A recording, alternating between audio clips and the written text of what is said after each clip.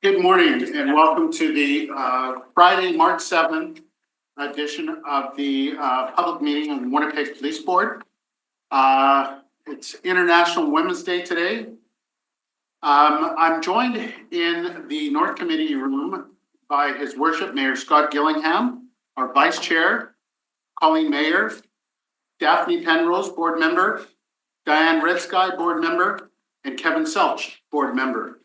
I'll need a motion to excuse Damon Johnson. Colleen. Okay. All those in favor? Aye. Opposed? Carried. We're also here joined by the service, our interim chief, Art Stannard, our secretary to the board, Jeff Wiggett, our clerk today, Kate McMillan. Also at the table today is Deputy Chief Jean Bowers, Acting Deputy Chief Jody Sutherland, and Executive Director Kim Nicholson. In the gallery, we have Superintendent Brian Mill, Superintendent Cam McKidd, Executive Director Tara Holoka, Director of Public Information Office Kelly Den, and Inspector Helen Peters. With that, I would like to begin our meeting by stating that we are gathered here on Treaty 1 territory, the ancestral lands of the Anishinaabe, Ojibwe, Cree, Oji-Cree, Dene, and Dakota peoples, and the birthplace of the Red River Métis Nation. The water that we drink is sourced from Shoal Lake 40, located in Treaty 3 territory. With that, I need a motion to accept our meeting minutes from our last board meeting held in January 20th, which was my birthday, 2025. Mayor Gillingham, all those in favor? Opposed? Carried. We'll turn it over to the clerks now for delegations. Our first delegation is David Grant joining us via Zoom to be heard with respect to reports number 1 and 2. If you want to go ahead and turn on your video and unmute yourself, you have up to 10 minutes. Thank you. And it takes a second to get those buttons pushed. Anyway, good morning and thanks again for welcoming delegations. Topic 1, the chair's report. This is a very thorough report. It includes all the required information and covers a very difficult period for the board. This has been very professionally and well written. Thank you for that. Since the service staff have been very collegial with board members as they come on board, and as they all work as a team, it's obvious that any dissenting thought will not appear in the board reports. While there is no evidence of wrongdoing, of course, the subtle effects of team dynamics certainly have an effect. Since the chair and the mayor are fully aware of the perils of echo chamber dynamics, may I suggest with respect that the top few points of dissent heard by the board each quarter be summarized in the chair's or in the secretary's reports. This would be a clear sign that the board has been considering other aspects of issues. Topic 2, this is another very good report. It tells us that the WPS has been doing as much as it can with the resources it has. They are working hard to limit the harm done by habitual criminals. And I know the city and the province have been asking Ottawa to help deal with that increasing problem. May I suggest that before the next attempt to stop or arrest on a drug distribution matter, where the suspect has control of a motor vehicle, that you have a drone in the air first. Before we commit to a new chopper, we should have at least 2 IR-equipped drones. With eyes on the subject, if he runs, you are less likely to let them go. With 2 or more drones and an adequate trained staff, all such high-risk events can be covered. We know that the chopper is doing its job, and it is wonderful, and it's a great complement to the service, but it isn't always in the air and ready to go, and there aren't always enough of them. You reduce the chances of harm happening on the road if you can follow from a distance. And certainly the effect has been well known for years that if there's flashing lights, a block behind, the bad guy will misbehave on the road, we'll say. Anyway, back to other topics. Check stop is reported. I see no mention of the use of agile stops, as I call them, the merits of which I explained to you last year. I worked hard in late 2024 to support the program. I drove all 11 nights that Operation Red Nose was operated, and I recruited customers earlier each evening in local eateries and in my daily chores. The logistics of an agile stop are simple. You find suitable geography, direct a small number of cars into a corral, which is just an off-street parking area with a single entrance, and test those drivers. A few minutes later, you are gone. As I explained in 2024, this can completely defeat the online warning systems. The large current check stops are big enough that somebody will sneak that information of its location and time onto the internet. And if they're doing that successfully, your numbers of percent impaired will be affected.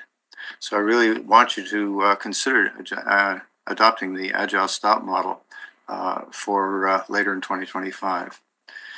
On the topic of records checks, if WPS is trying to protect the public by providing these checks, then the system should send out an email to a school or employer, the one who wanted the check, if a subsequent conviction occurs. Somebody gets a record check, they get their job with the school or with whatever, and then there's a conviction or there's a prosecution. And the school or employer never finds out. And, until they ask for another check a year or two later. So it'd be better to have the slate update in that one condition where there is a conviction or ongoing provincial prosecution. Anyway, on the topic of photo enforcement in construction zones, I see that was noted in the report that single construction site was responsible for bringing the program back into its profitability and beyond the projected one, beyond budget. The mission of traffic teams at WPS should be to prevent crashes and injuries. Jersey barriers do this more effectively than it does PE at a construction site. I asked the board to ask the city and province to ask the labor minister to require the use of barriers at all long-term construction zones. This has long been done outside Manitoba. Years ago, when Minister Brown was considering the photo enforcement program and enhancements to it, she told me that she and her staff that she wanted this done. She wanted barriers erected to protect workers at every long-term site, but it never happened. And I think it's a mechanism that the police service believes strongly in safety and road safety. And the idea that somebody has his back turned, working away on the road, and a vehicle goes off the pavement and hits them, that is one of the scariest things of being near a road. And I think it's an easy solution. It's been applied around the world, and I think it's time for Manitoba to start doing this. And because the mission of WPS is safety, and this is the one area where we can make an easy 100% improvement, I think that to be within your mission to ask for barriers. And I will leave it there, and thank you very much for your time. Any questions? Thank you very much for your presentation, Mr. Grant. Are there any questions of board members? Seeing none, have a wonderful weekend. Thank you, Marcus. too. Bye-bye. Not be speaking today, so we can move into the report section. Okay. Report number one, report from the chair. I'll just go over a highlight. Lots of activity from our last meeting in December. Everything is online and a matter of public record. Very much looking forward to 2025 and the work that we have committed to as a police board in terms of consulting with the community to bring around, better clarity on policing in our city and the creation and development and execution of a community safety plan. So if there are any questions with respect to the chair of the report of the chair, I would ask for a motion to accept as information. Go ahead, Daphne.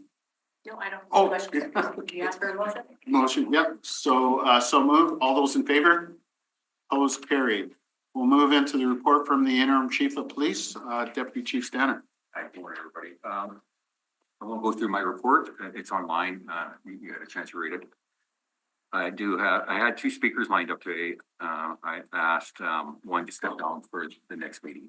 So we only have one speaker. I'm proud to, ask Inspector Peters to come up and talk about their downtown safety, plan and initiatives that we're doing out there. So please come up and, he's doing amazing work in Division 11 with your members. So welcome. Good morning, Inspector Peters. Morning, Welcome. everyone. Thank you for the invite, Chief, Acting Chief.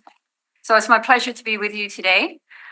We have been really excited in downtown since I arrived, and I know downtown is a big focus of everything that we're doing in creating a safe community.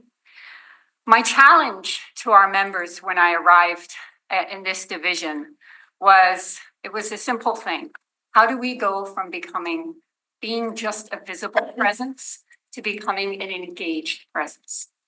I think we all feel coming out of that pandemic and the years of being so isolated, that has really trickled into an environment of safety. And I think has elevated that feeling among our public and among our community, and even in our interactions with each other. And I think it's important that our officers and our safety resources are seen and felt by people. So that's the vision I put out to our members. And this is something that we're keeping at the core of everything we're doing. And then we kind of looked around how can we do that? What are the pillars that is the real foundation under being engaged? So we established 4 pillars. The first one being relationship building. And that's with different groups of people. First of all, it's the people that live downtown. It's the people that work downtown. It's the people that visit downtown. And we know the downtown biz just released a report saying 58 million people came downtown in 2024. That's an increase of 13%. And we want that number to keep climbing. And the way that number is going to keep climbing is if we provide that safe community and that safe zone for them to come down and enjoy themselves. We also want to be there building relationships with the people that invest downtown. The other pillar is being a collaborative partnership, and we are very grateful for the support of the city as well as the province by adding tools to the tool belt when we talk about safe communities. It's not just about foot patrol presence, it's not just about cadet presence. We have the DCSP, we have community safety teams, we have the downtown biz, the exchange, the West End biz. We also have corporate security teams. How are we working with all of those partners that you have all put in place to help? What we're looking at is building a continuum of safety, because on that continuum of safety are different levels of need. There are different levels of risk, but now we have different levels of resources. For the first time, we can look at that entire continuum and go, we have a resource for this. We have a resource for that. We have a resource for someone who just needs help to find their way to a shelter. We have a resource for someone who needs food. We have a resource for someone who might need a mental health assessment. And we have resources for business and people who feel unsafe because we have people with challenging behaviors that might be engaging in either crime or petty crime, violent acts. So we have now resources all along those continuum. And now we have all those pieces of the puzzle. It's really down to us to find out how we work together, how we blend, how we communicate, how we hand off to each other, because the first person on scene may not be the right resource, right? So then how do we very quickly, very efficiently, dynamically move and do that warm handoff, a positive handoff? We want the community to see us doing that. We never want to walk away and say, actually, that's for somebody else. We want to stay on scene and do those warm hands off. So that's another big part of where our focus is.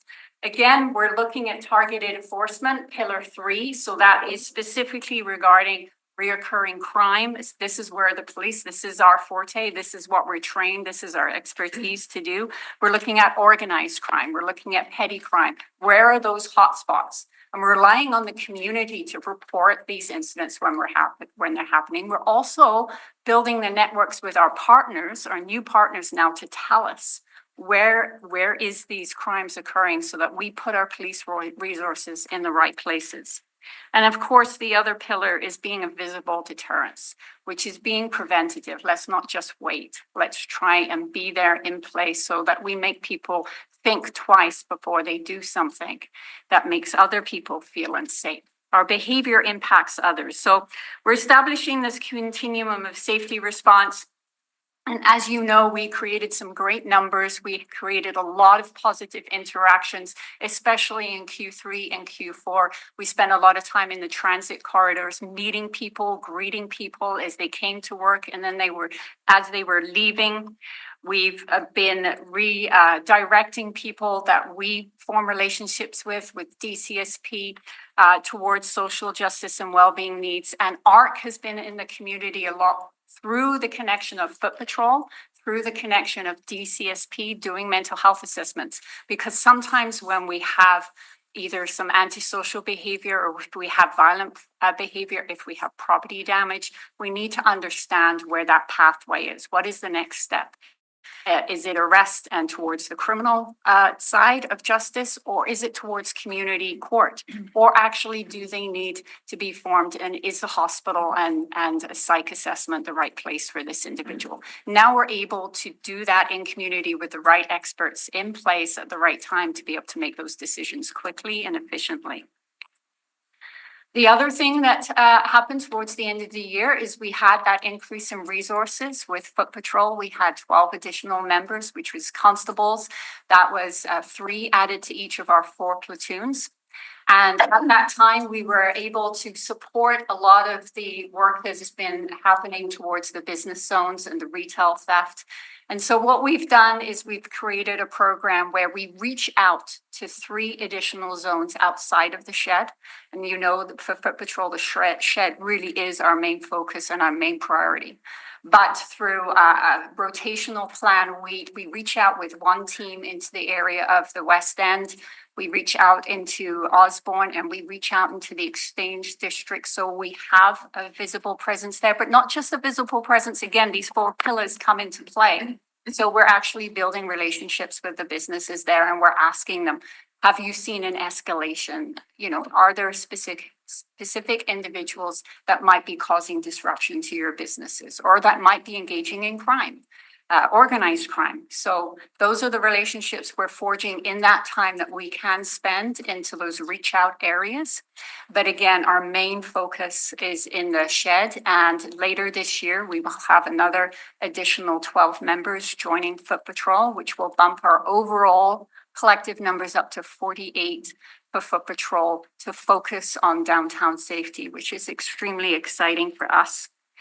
We are also part of a Downtown Safety Action Committee, which is a group of volunteers formed out of the Safety Partnership from across business and from across our other resources that have come together and said, what can we do to really elevate our efforts and do something actionable? So to that mind of work forming those strong collaborative partnerships, we're going to be moving ahead with doing some blended workshops among our visible presence. So if you're wearing a kind of visible presence, whether it's a uniform or whether it's a vest, and people can recognize you and they could reach out to you in a time of need, we're going to bring all of those people together around some tables, and we're going to discuss what are the scenarios they're seeing, what are the scenarios they face, and how we can work together to resolve those issues for people. We're also going to ensure that the public know all of our roles and the fact that we are working together. So we're looking at a communication plan moving forward, that we're working together. This is one team, and our mantra for that is stronger together, safer together. As we work towards elevating safety in downtown, I want everybody to know we are one team with one voice, with one vision and one goal. And that is supporting each other to create the safest environment possible for our public. And I think if you have any questions, I'd be happy to answer them. Thank you very much for that presentation, Mayor Gilling. Yeah, to you, Mr. Chair. Thank you very much, Inspector, for the presentation. This is really, really good to hear. You know, candidly, was part of my campaign platform is to take all of the resources, but you're already ahead of us, which is great. To take all the resources we have in our downtown, Winnipeg Police Service Foot Patrol, Community Safety Officer, which is kind of the transit safety team, DCSP, Biz Patrols, that, you know, the businesses like Mr. Selches pay into on a regular basis. And take all those assets and coordinate them in such a way that you know, you identify and eliminate the gaps and reduce the overlap. And that there's one coordinated plan and operation. And so I'm really, really glad to hear this, because we have made, you know, significant investments, whether it's the provincial government or the city of Winnipeg, in a variety of those resources. And I know businesses through a contribution, you know, Biz Levy are making contribution to some of that as well. So needed, one vision, one goal, one operation is great, and looking forward to hearing more about that. And for the public to hear more about that as well. Last night, I was at an event, and it just so happened I left my vehicle where I usually park, and so, you know, 9:30, 9:45, I was, you know, walking through the downtown along Main Street and through the Exchange, and it was great to see other people. The more we know, the more feet on the street, the better it is. And when our community knows, and whether it's the people in the, you know, the farthest suburbs of on the edges of the city, or the people living in the downtown and everything in between, when they know that there is this presence, a coordinated, consistent presence of individuals promoting safety and in our downtown, it'll give everyone, you know, greater comfort and encouragement to be in our downtown as well. So great work, keep it up, promote it, let everybody know that this work is happening for the sake of our businesses and our city and our arts community and sports community, and we get more people, you know, in our downtown with more confidence. Thank you. Yeah, I have just a few questions. The first one is, can you describe your plan around and how you've been operationalizing, engaging with the Indigenous community, Indigenous organizations, Indigenous leaders, Indigenous governments in this plan? So all of our work is focusing on working with every team that's available out there. So I know right now we've worked with a few communities, specifically Indigenous led, and also a lot with peer relationships, those people with peer support experience, lived experience. So we're forging, especially specifically right now, a great example is the work that's happening in Portage Place through the DCSP, our partnership there. So our Foot Patrol members are building relationships with OPK, they're building relationships with Bear Clan, who are able to provide that first level. When we talk about the safety continuum, I think the Indigenous resources and teams that are out there, that's the first point of contact. That's the ideal mechanism for us, is that we want the least impact possible, the right response here at the front end. And that's where I see a strong pathway. And for us, the most important relationships is being able to engage our Indigenous community to be that first primary point of contact. And so things have been going well in Portage Place. I think this is a great pilot, and we're happy to support the work that's been going there. And I know our cadet team and I know our Foot Patrol team have had lots of interactions. And as well with the work that's going on at 90 Disraeli, there's huge positive interactions there. I know we speak to Frank all the time, and there's been some great work that's been happening, not just with our Foot Patrol or community support, but also with General Patrol as well, because this need is greater than the shed. As you're aware, downtown, it is a big area. And so those handoffs that can happen there, and understanding where the need is and being able to take people to the right places, I think that's really where it comes in, and listening to them. You know, Frank and I have had some conversations about how we can keep improving those relationships and how we can keep improving our interactions. So. Okay, I have just for two more questions. In your work, how is prevention incorporated into the work that you're doing around community safety?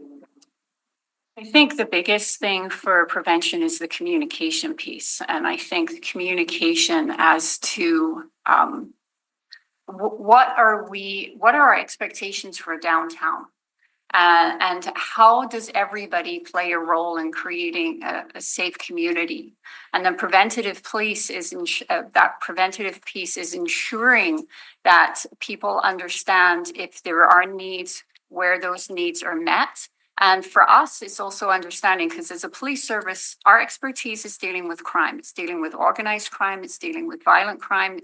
It's dealing with those high level safety needs. And so what is our expectations of the public? What are our expectations of the behavior that we're willing to tolerate in certain areas as well? And how are we going to respond to that? Because every time we have a violent incident downtown, there is a ripple impact that happens on the people that attend downtown and the people that live downtown. So we need to ensure that when we are attending these events, people know that we're present and we're going to respond and we're going to take action. So I think the preventative piece is understanding that the police are here for a reason. They're here to keep people safe. They're here to ensure that we don't keep creating victims and people, this unsafe level keeps rising. We're here to ensure that we create zones of safety where every need is met and that people can attend, and that people, if they think they're going to come down into downtown specifically to commit crimes, if organized crime are going to come down to downtown to specifically traffic drugs, the police are there for that reason.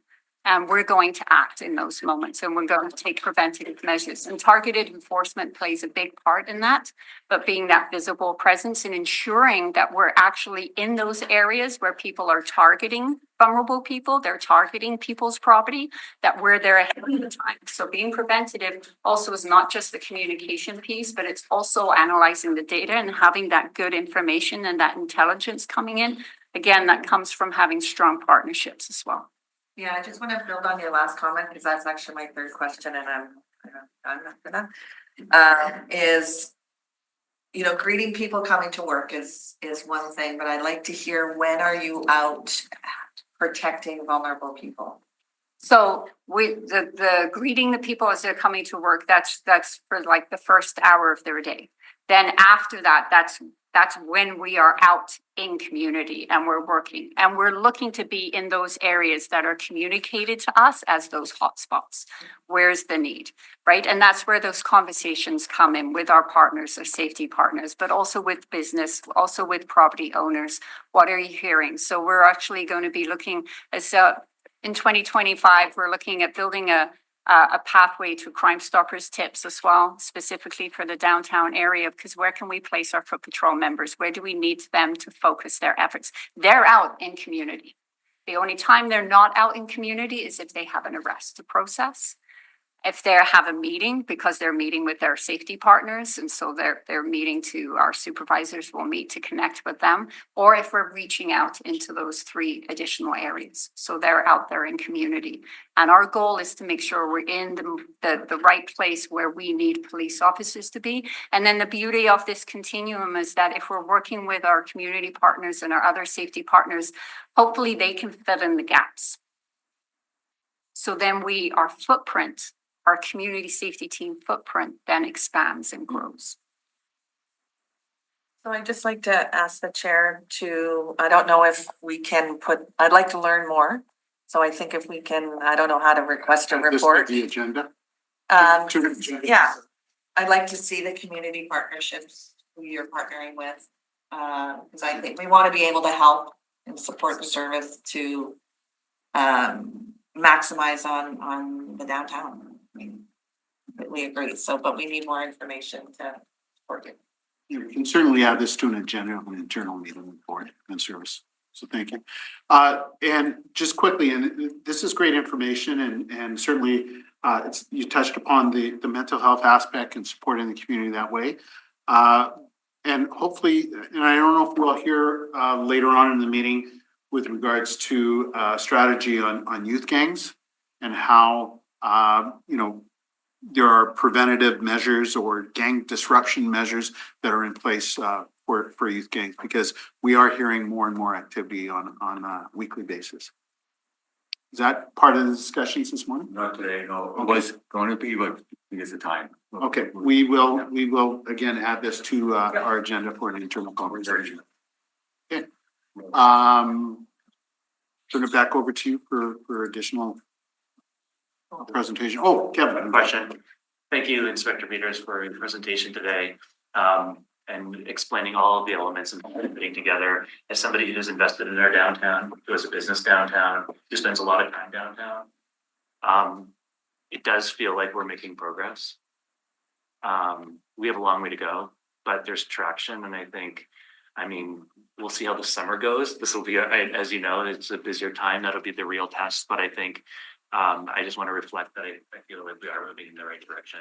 I have two questions.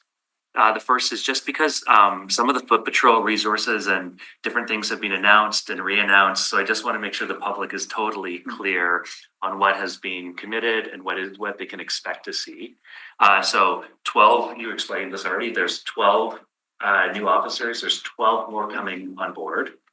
Do you want to speak about the overtime hours that were committed before? I know like a lot of downtown businesses outside of the shed really appreciated that presence that was provided by those overtime officers. So what is going to be done with the full complement of the new 24 joining in terms of greater outreach into the exchange, into the whole of downtown, outside of just the shed? So that's my first question for you. And then the second question, if you could comment on, there was some talk a while ago about just cameras and CCTV. Mhm.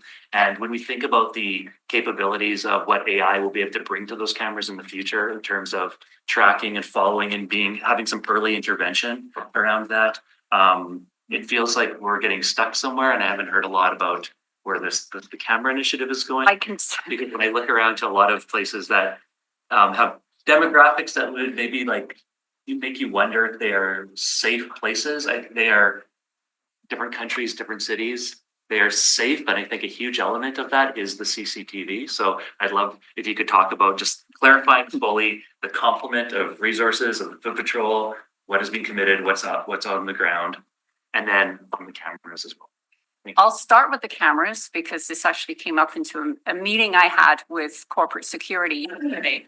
Because technology, when we think of safety and that continuum, we actually have to build the platform for safety first in the way that we're constructing not only our buildings, but our intelligence and our technology network. That's a part of it. It's not just about having boots on the ground. It's about having cameras. It's about having access control. It's if you're going to build a building, even in the redevelopment and remodel of Portage Place, our ability to ensure that the infrastructure creates a safe environment and creates the ability for security to do the most they can to have access control over buildings and to be able to put CCTV cameras in the right places and to ensure that if we do have to act as police, we have evidence, we are able to identify people who may have committed a crime.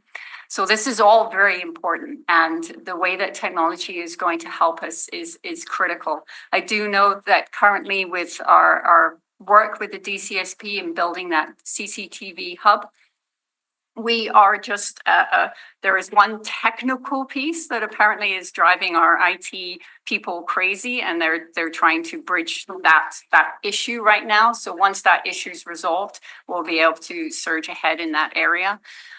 We're out actually this weekend, we've scheduled a whole cleaning of all of our CCTV cameras because spring is here and the thaw ensures that with all the mud being kicked up by our vehicles, we actually have to go around and clean all of those cameras. We might have to do it 2 times depending on how the thaw is going. So, and we've had requests that come in for the CCTV footage and with the cameras being blocked right now. So we're staying on top of that. But as far as that technical piece, you are absolutely correct. This is a vital part of the piece of keeping downtown safe. And technology doesn't always play nice. And so with the technicians, I think they're working that way through. And we're going to really try and push the needle forward on that. And as far as our downtown resources, we have 36 currently that are boots on the ground that are spending the majority of their time downtown in the shed. And then we have those reach out hours that we do on a rotating program. And then we have 12 more joining us. So that will be 48, again, assigned to downtown. But I'll let Chief Stannard speak. We have 48 downtown. If we find that things needed, overtime will be an option for us to use. We're really happy downtown to to do whatever we need to do out there, policing wise. We're also continuing our retail theft initiatives across the city, of course. We have community-based police officers, our community officers, we have our general patrol officers, we have our property crime officers, and we have community relations. We're going to continue with those initiatives with a combined effort from all the resources in the service. And again, if we have to use overtime for different things, I have no issue using them. There's rest issues out there, so yeah, we'll continue with it. But it's a combined approach to the 48 will be left downtown, they'll be kept downtown in most part. Of course, if something's going on in the day where we could have a big emergency or something, we may have to hold them, but they're really done. And I would say that that relationship that you're establishing with businesses has been meaningful for businesses, including outside of the shed.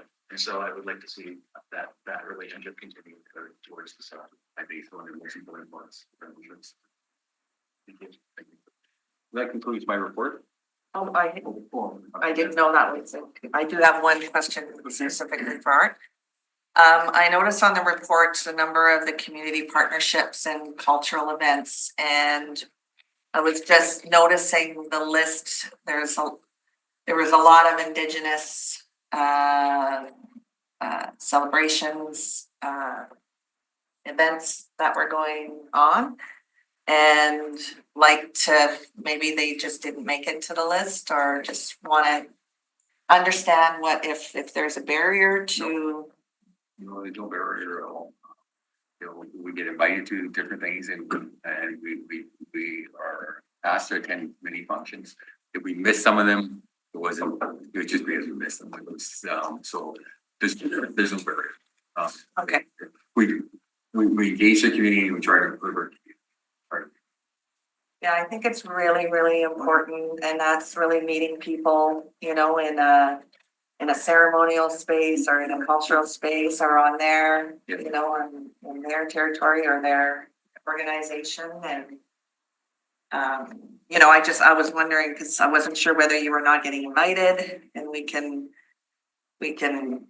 help with that, or, you know, if it's some other reason we want to be able to help with that. But it's a relationship that is really critical with urban Indigenous organizations, with the Indigenous governments, so First Nation, Métis, Inuits that are in Winnipeg, and those are really vital. And then Indigenous leaders, we have a number of matriarchs that are doing incredible work. So yeah, I'd like to see just more engagement, because that'll go a long way with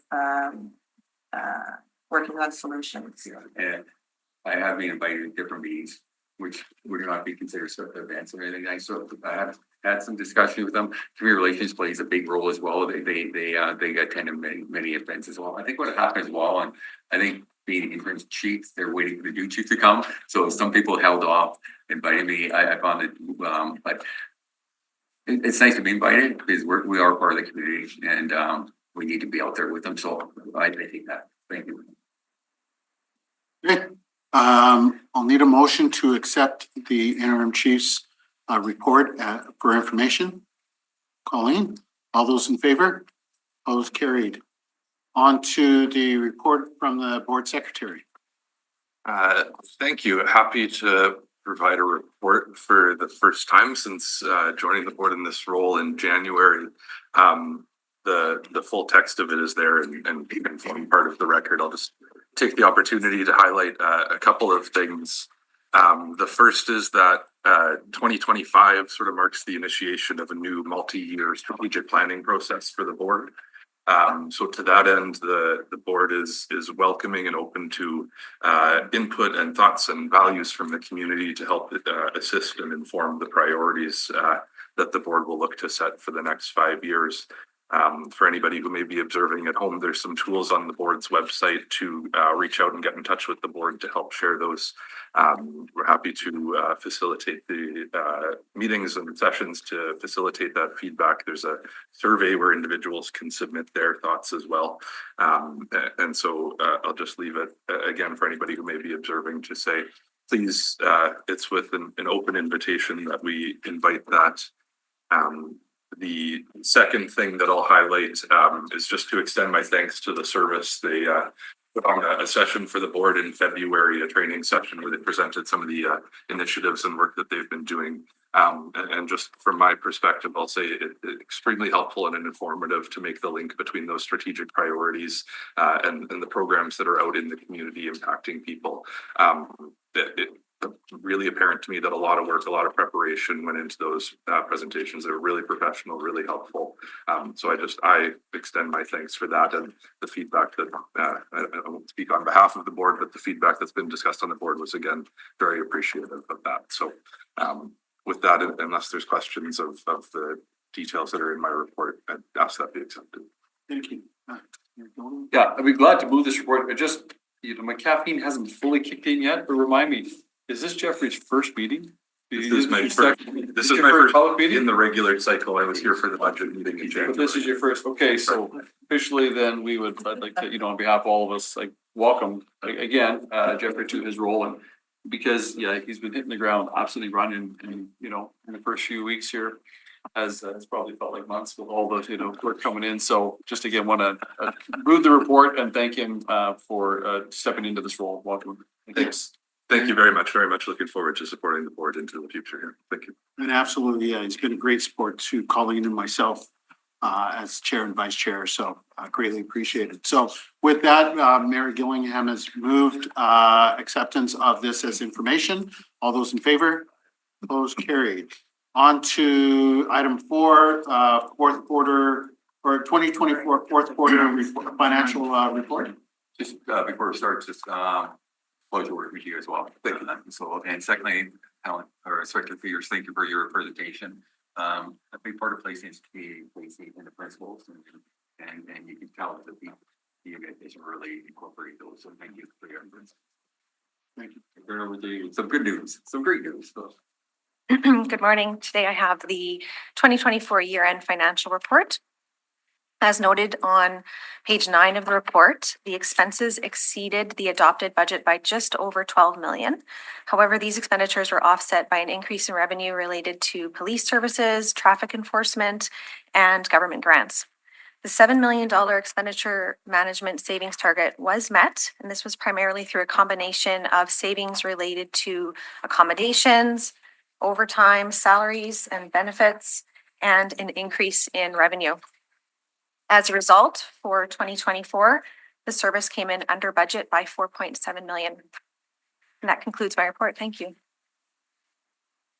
Yes, thank you for that report. Music to my ears, music to a lot of ears here in this room.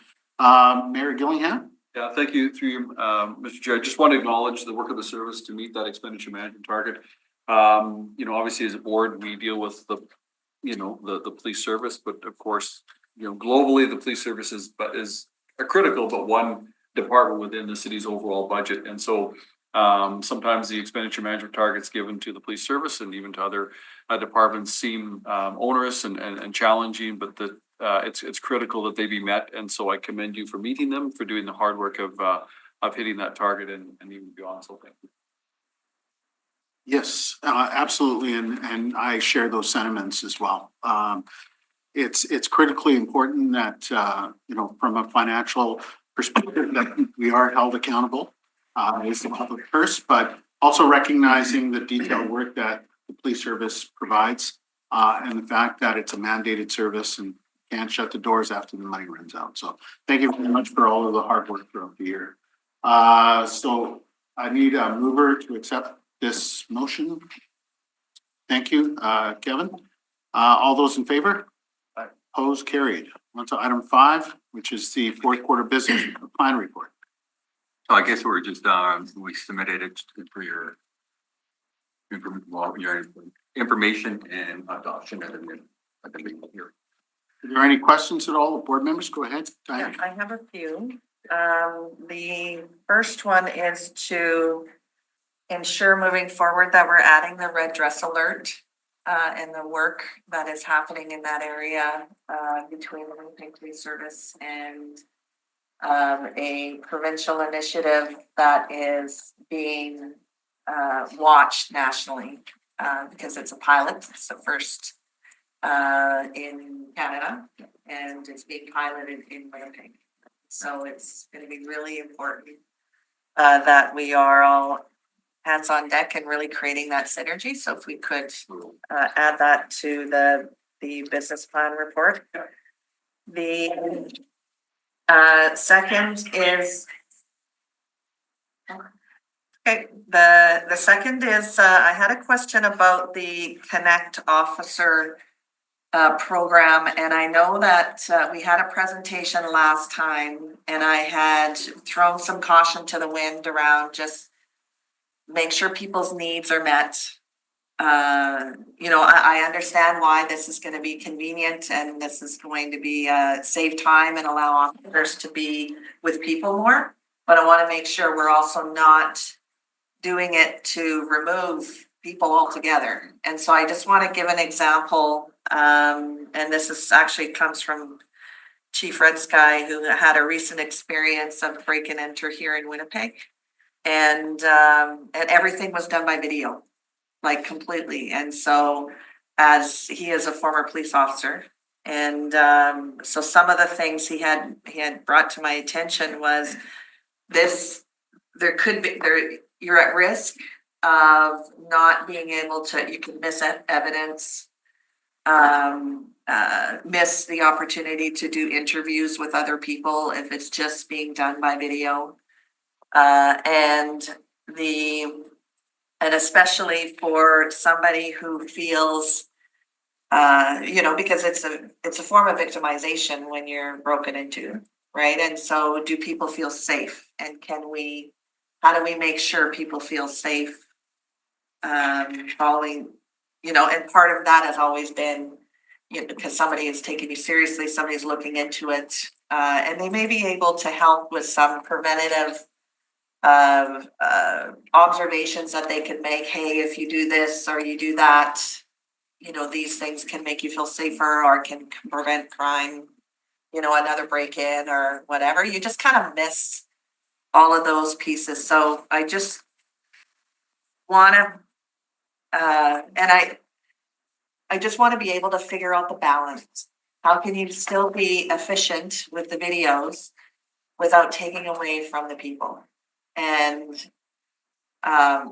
so I hope that that's something that we can work on, but it's like we're already starting to see that the people are being impacted and not a good way as a result of doing things by video. So just want to fix that. If I could just clarify that that's not the Connected Officer program, that's our virtual police responding. Okay. Maybe Superintendent Milne could just explain a little bit more about that, so give you a bit of idea.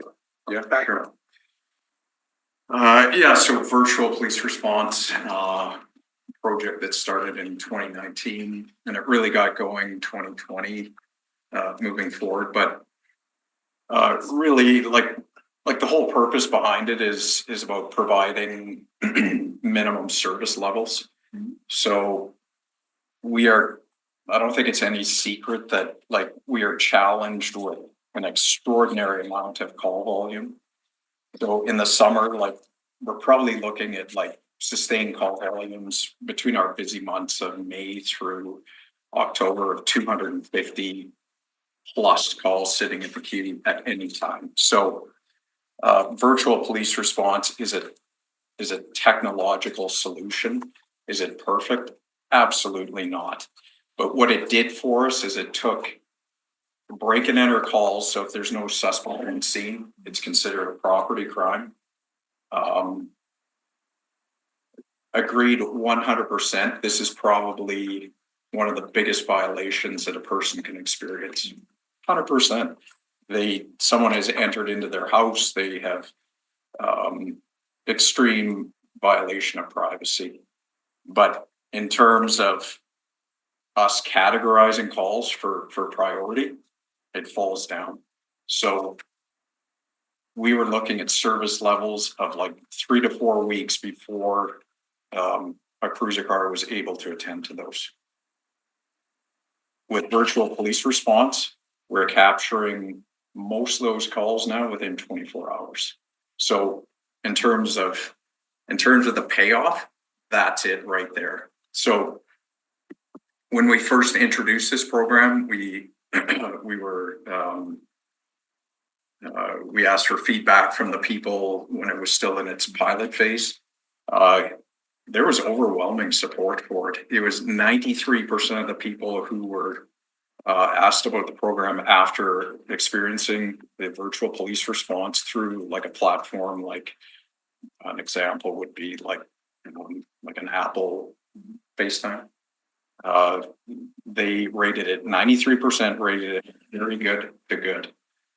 So again, yeah, is it perfect? No, but then another really big benefit of it is it allows our officers to assess the scene in a timely fashion for response from our identification unit. So what we're seeing with this unfortunate but the very real delayed response of 3 to 4 weeks of getting cruiser cars like in person, face to face, out to residences or commercial enterprises, was that people were still like, they were still leaving the scene as it was, meaning like broken glass, all the other things, because they were like, well, I don't know. I was told on the phone by the call taker that there's potential forensic benefit to this. So now our officers can assess it through video conference as to whether or not there is any forensic benefit. And then our forensic officers are usually getting there within 48 to 72 hours. So hopefully that answers your question. Well, it just tells me how it's operationalized. It doesn't, and I think, we can discuss this more. I'm just, again, what the bigger picture is, we have to balance the technology with the people. And we got to figure out what that balance is. And, maybe having it optional. Some people may want to see somebody to make sure and maybe it is an issue of we need somebody to make sure things are safe. And I don't know whether that can be an option or not, but we have to figure out this technology and people and making sure we're balancing that and that it works for everybody or as best as possible. Mm-hmm. So I don't have the answers either. Yeah. But I do think it's a big enough issue and we're moving in this direction that we need to get it right early on. So we're not trying to fix some big disaster later on. Mayor Gillingham and then Oh, Colin. I have just one last thing. Okay, sir. Now this is, I noticed it wasn't in the report, but I know we had talked about it. That's why I was trying to find the exact, but the proceeds of crime fund, there is a number of initiatives that were supported. And so what I'd like to ask is to get an understanding of what is the criteria. And we don't have to answer this today, we can do this offline as well. What is the criteria for funding? How does the Winnipeg Police Service decide who gets it? Is this a public process where you apply and then you either approved or not approved? And if that's the case, I'd like to see the ones that applied and were not approved. And the other thing that is critically important is that Indigenous organizations need to be receiving. I noticed there was no Indigenous-led organizations are on that list. That worries me because Indigenous organizations need the resources to serve their own people, because that's where the solutions and the answers are, and the best investment of money. When Indigenous-led organizations are receiving the funding to work with our own people. So I really want to get a sense of how that is, what is the criteria, who applies, how do you decide who gets it? And we need to start looking at putting some thresholds on this fund to ensure that Indigenous-led organizations and community-driven organizations are receiving the money to be part of the whole crime prevention strategy in Winnipeg. we agree that it would be taken offline. We'll have discussion. Mayor Dillingham and Colleen. Thank you. Looking at page 4 of the report. Item goal 1.3, which is the Manitoba Integrated Violent Offender Apprehension Unit. Winnipeg consistently is at the top of the violent crime severity index. I don't want to see that anymore. I know everyone in this room feels the same. Nobody wants to see us being at or near the top of the list when it comes to violent crime anymore. Really, I'm really grateful that we stood up this Manitoba Integrated Violent Offender Apprehension Unit, and the stats that you report last year are quite remarkable. 356 individuals, violent offenders apprehended by the unit. I don't know how you say the acronym, MIVWA, but this unit, 356 individuals. I guess the question, I have a few questions. One, is apprehended arrested, or is apprehended mean something different? Arrested. Arrested, okay. Where are those individuals now? Well, that's a big question. Some watching this meeting. Yeah. Well, Some I potentially- my tongue, I know where I hope they're watching from, but I'll bite my tongue. Right. Where are those individuals now? Well, some are, I mean, I couldn't speak to each one, but some are probably detained now, either probably remand, unless it was a parole revoked, then they would go back to the facility they were released from. Some are probably, yes, most certainly have been released again with other conditions. So, that would be sort of what would happen with somebody that unit has arrested. There'll be a pot where they're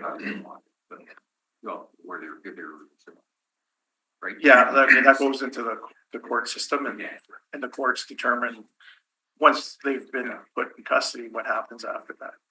Because from our perspective, I mean, I remember from my perspective, I can't stress this enough that, the number of times, and you know it better than we do, the number of times we read in news reports, individual arrested for crime, too often a violent crime, arrested was breaching orders of some, breaching bail orders, breaching probation, breaching parole, whatever the case may be. So I'm grateful that you are arresting that number of individuals to do all we can to reduce the amount of violent crime in our community. I know that the former chief of the Winnipeg Police Service, along with many services across the nation, continue to call for bail reform.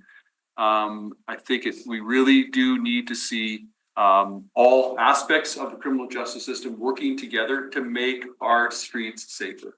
And so when you've got violent individuals who continue to be, out in our community and posing a threat to our community, I'm grateful that Winnipeg Police Service, in a partnership with the RCMP and other agencies, are targeting those individuals. I am hoping that we see bail reform and see it soon, so dangerous people who are doing dangerous things can be behind bars to get the help they need, because they're not, a lot of individuals, if they're violent and continue to perpetuate violence, most often, I don't see a lot of stories of them, getting the help they need in the community. And to me, trumps the safety of our community trumps, any individual who's perpetuating these violent offenses. So, if our police service continues to do the work you're doing to apprehend these individuals, arrest these individuals, then it's up to the federal and provincial systems to do their corresponding part as well, to make sure that these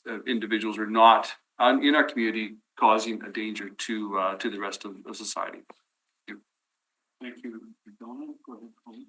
Thank you very much, Mr. Chair. I want to look at point 2.1 under goal number 2, community partnership, the Indigenous Women, Girls and Safety Strategy. And when you look at the measures that are there, we've talked about this several times, but in public sphere today, can you talk about what those numbers per quarter look like? What is that impact to the community? What does that mean? So when you talk about clearance rates and the percentages, I mean, those are numbers on a page, but what does that impact? What does that mean? What does that look like? If I had my computer up, I could, I have it. So, I don't have a copy to hand you, sorry. So are you speaking of the environmental scan? So percentage of counter So exploitation? page six, Indigenous Women and Girls Strategy Right. as our goal. Yeah. And so under measures, you have percentages of the work that's been done per quarter. Can you talk about it? And sorry, I don't mean to catch you off guard. I just, got thinking of, my colleague made some comments and it got me chewing on this a little bit more and thinking, and what does that mean? What do those numbers mean? And if you don't have it, Yeah. right handy, we can talk about it a bit more. But I think when we put these reports in a public sphere, there is a percentage that takes a look at it. It's our job. I mean, this is what we, make the service accountable for. This is what we've asked you guys to focus on. What does this information here tell us and tell the public? So what it's measuring the work that's our counter exploitation for the most part and our missing persons unit engage in. Our members are out in the community engaging with different investigations regarding human trafficking or sexual exploitation. So these numbers are representative of those the work that they do. It talks about the work that they do and the Indigenous women or girls that we're coming into contact with and that we're trying to help to get out of the human trafficking or being sexually exploited.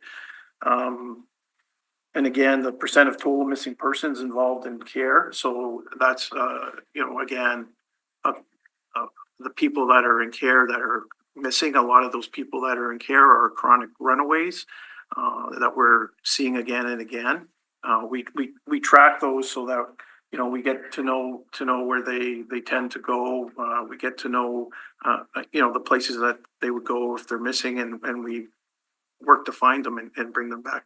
So that number sits at 50. So 52% of those reported missing is where you have been able to locate it and touch base with them and offer them supports, et cetera, like all encompassing. Is that what that means? No, 52% of the people or the kids gone missing, if what I'm getting at is their children in care.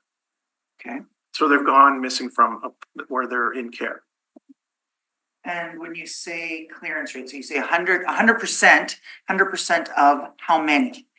And you may not have that number handy.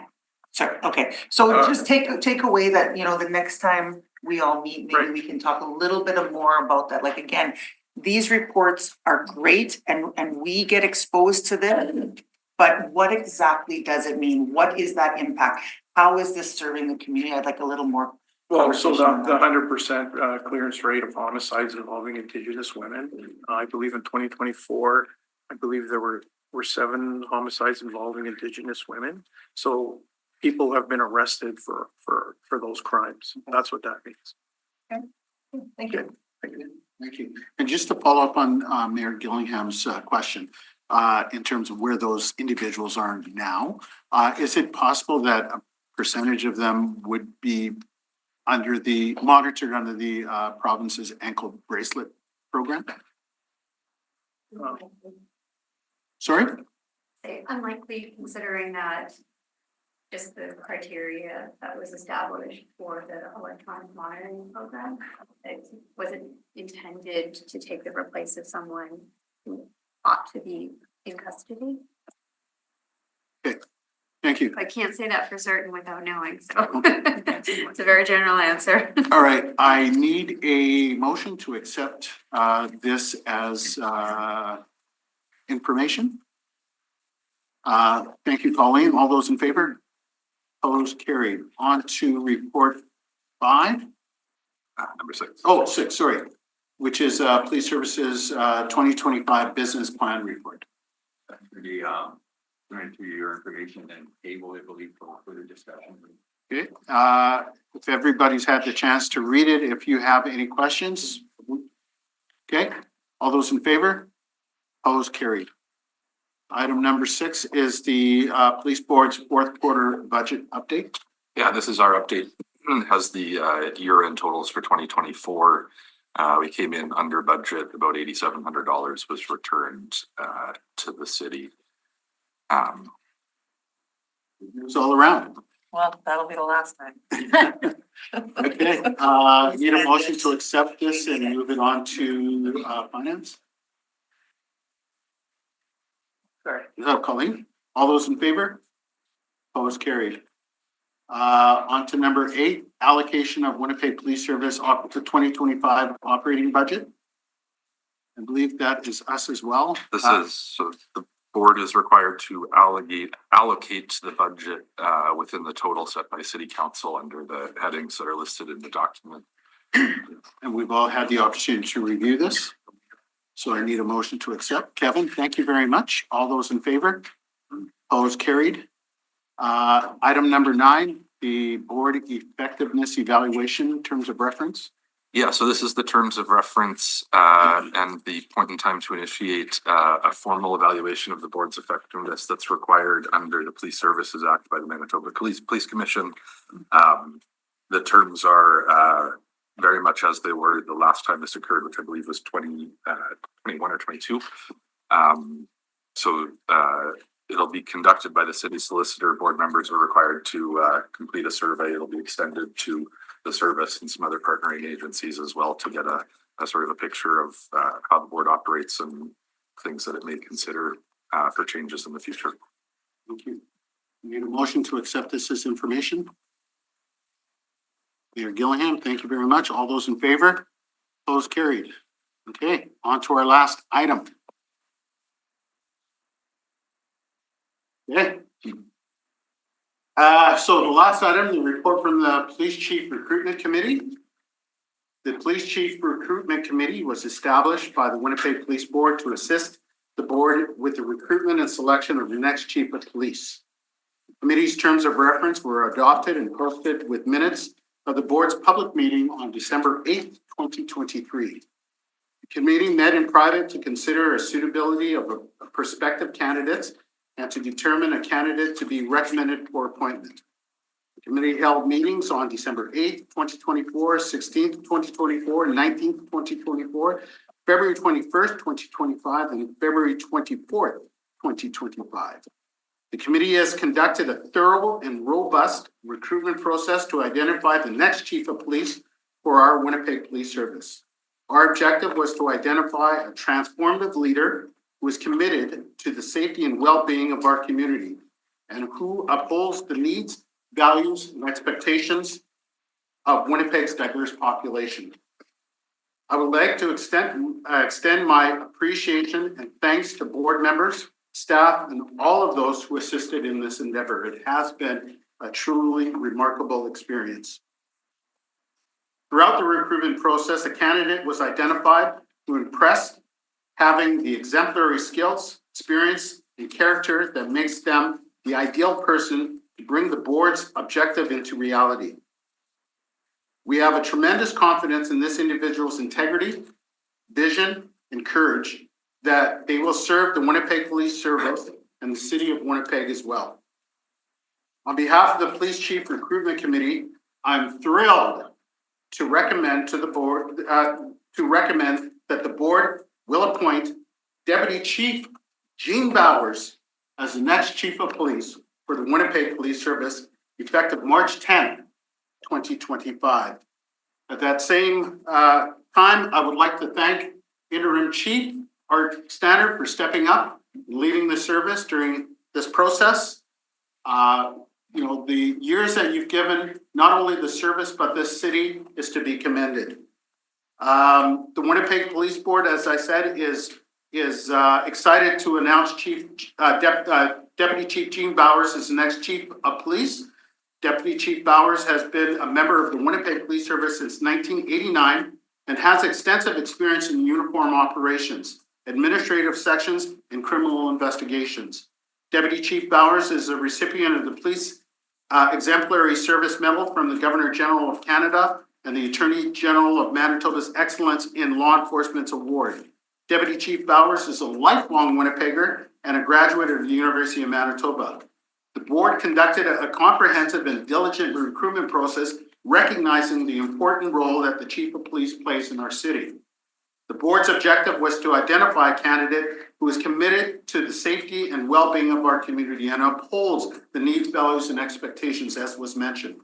Throughout this process, Deputy Chief Bowers has demonstrated exemplary skills, experience, and a character that makes him the best equipped for this role.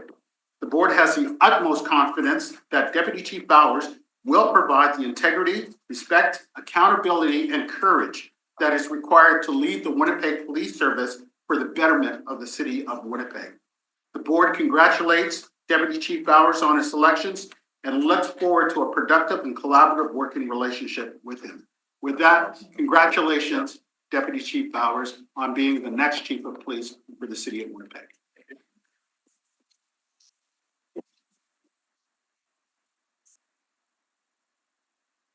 Wow, that's, thank you. I'm just gonna do a statement here, and then, we'll have some other comments, but, so I'm honored to have been appointed by the Winnipeg Police Board as the Chief of Police for the Winnipeg Police Service. This position carries great responsibility, and I'm committed to serving all citizens of Winnipeg. Through the collaboration with the Winnipeg Police Board, Winnipeg will become a safer community.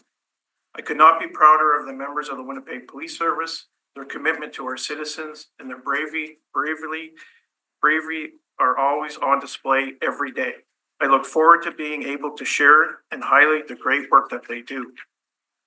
Being selected as Chief of Police is not something you achieve on your own. I have been supported and lifted up by those around me.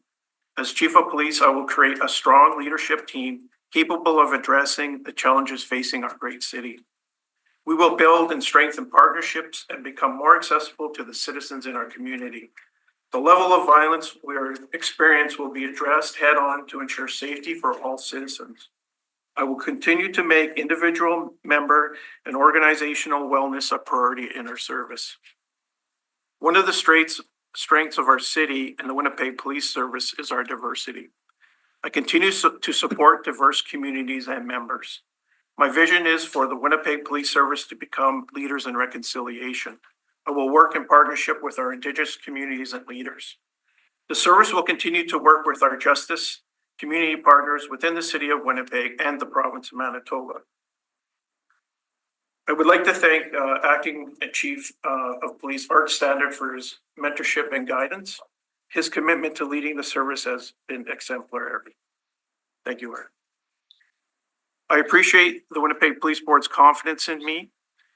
And from what I understand, there will be a swearing ceremony in the near future, at which time I will share my plans for making Winnipeg safer for the community, for everyone. So thank you for putting your vested confidence in me. I look forward to working with the board and everyone here and the city and moving the service forward in a very positive way. Thank you.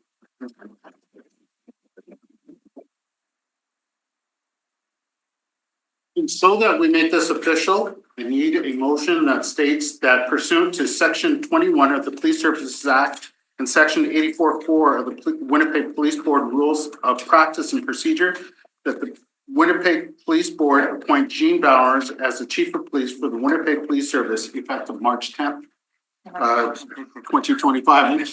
Some competition in terms of moving. Diane, all those in favor? Opposed, carried. I need a motion to adjourn. I'll do that too. I'll give it to Okay. Motion to adjourn. All those in favor?